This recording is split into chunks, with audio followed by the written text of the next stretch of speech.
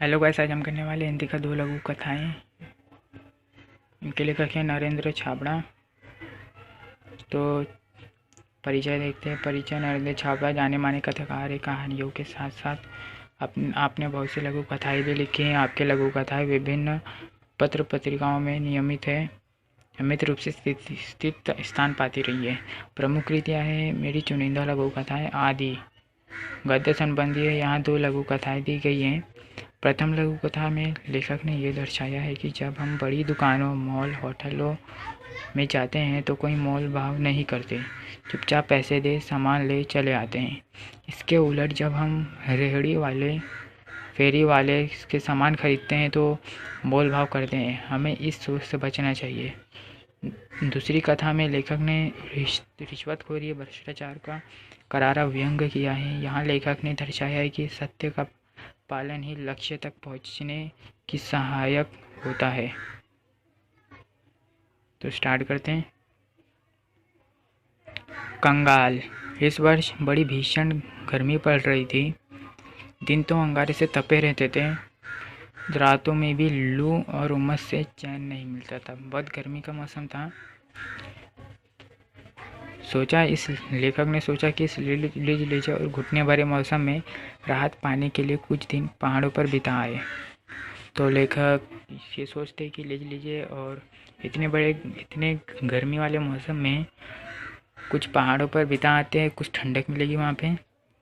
अगले सप्ताह ही पर्वतीय स्थल की यात्रा पर निकल पड़े। 2-3 दिनों में ही मन में सुकून सा महसूस होने लगा। मतलब वहाँ पे पेड़ पौधे रहते हैं, प्रकृति अच्छी होगी तो वहाँ अच्छा लगने लगा लेखक को। वहाँ का प्राकृतिक सौंदर्य, हरे भरे पहाड़ गप से सीना ताने खड़े हैं।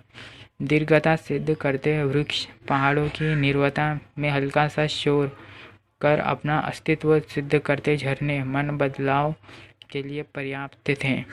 उस दिन शाम के वक्त झील किनारे टहल रहे थे। मतलब एक दिन शाम के वक्त झील किनारे टहल रहे थे। वहाँ एक भुट्टा वाला आया और बोला, साहब भुट्टा लेंगे? गरम गरम भुनकर मसाला लगा कर दूंगा। सहज ही पूछ लिया, मतलब लेखक ने वैसे ही पूछ लिया, कितने का है? 5 रुपये। लेखक बोलते हैं, क्या 5 रुपये में एक भुट्टा? हमारे शहर में तो 2 रुपये में एक मिलता है, तुम 3 ले लो। नहीं साहब, 5 से कम तो नहीं मिलेगा। तो रहने दो, लेखक बोलते हैं।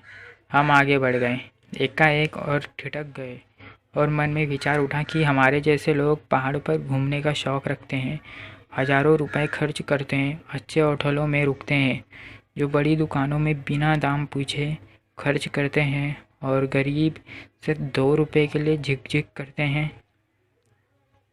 कितने कंगाल हैं हम। लेखक बोलते, कितने कंगाल हैं हम। अमीरों को अमीर बनाते और गरीबों को गरीब।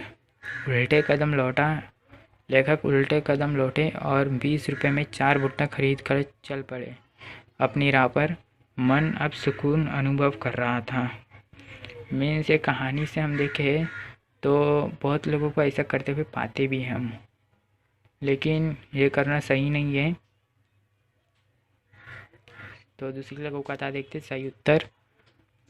अब तक वो कितने ही स्थानों पर नौकरी के लिए आवेदन कर चुका था, साक्षात्कार दे चुका था। साक्षात्कार मतलब इंटरव्यू। उसके प्रमाण पत्रों की फाइल भी उसे सफलता दिलाने में नाकामयाब रही थी। हर जगह भ्रष्टाचार, रिश्वत का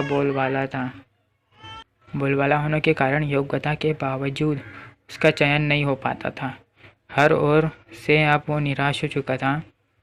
मतलब भ्रष्ट सामाजिक व्यवस्था को कोसने के अलावा उसके वश में और कुछ तो था नहीं। आज फिर उसे साक्षात्कार के लिए जाना है, इंटरव्यू के लिए जाना है। अब तक देश प्रेम, नैतिकता, शिष्टाचार, ईमानदारी पर अपने तर्कपूर्ण विचार भरे विश्वास से रखता आया था, लेकिन इसके बावजूद उसके हिस्से में सिर्फ असफलता ही आई थी। साक्षात्कार के लिए उपस्थित प्रतिनिधि मंडल में से एक अधिकारी ने पूछा, भ्रष्टाचार के बारे में आपकी क्या राय है?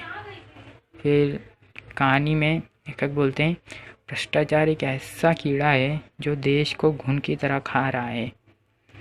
इसने सारी सामाजिक व्यवस्था को चिंताजनक स्थिति में पहुंचा दिया है। सच कहा जाए तो ये देश के लिए कलंक है। अधिकारियों के चेहरे पर हल्की सी मुस्कान और उत्सुकता छा गई। उसके तर्क में उन्हें रुचि महसूस होने लगी।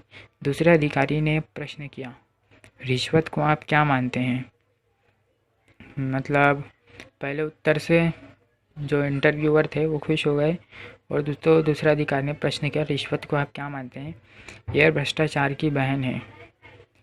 जैसे विशेष अवसरों पर हम अपने प्रियजनों, परिचितों, मित्रों को उपहार देते हैं, इसका स्वरूप भी कुछ कुछ वैसा ही है। लेकिन उपहार देकर हम केवल खुशियाँ या कर्तव्यों का आदान प्रदान करते हैं, इससे अधिक कुछ नहीं। जबकि रिश्वत देने से रुके हुए कार्य, दबी हुई फाइलें, टलती हुई पदोन्नति, रोकी गई नौकरी आदि में इसके कारण सफलता हासिल की जा सकती है, तब भी ये समाज के माथे पर कलंक है। इसका समर्थन कतई नहीं किया जा सकता, ऐसी मेरी धारणा है। लेखक कहते हैं। ये कहकर वो तेजी से बाहर निकल गया। जनता जानता था कि यहाँ भी चयन नहीं होगा। लेखक को लगा यहाँ भी उनका चयन नहीं होगा, तो वो बाहर निकलने लगे। पर अंदर बैठे अधिकारियों ने गंभीरता से विचार विमर्श करने के बाद युवक को सही उत्तर की दाद देते हुए उसका चयन कर लिया। आज वो समझा कि सत्य कुछ समय के लिए निराश हो सकता है, परास्त नहीं। ये मेरी चुनिंदा लघु कथाओं से लिया गया है। तो आज हमने दोनों कहानियों को करा है। समझ में आया होगा, आई होप। तो मिलते हैं नेक्स्ट वीडियो में।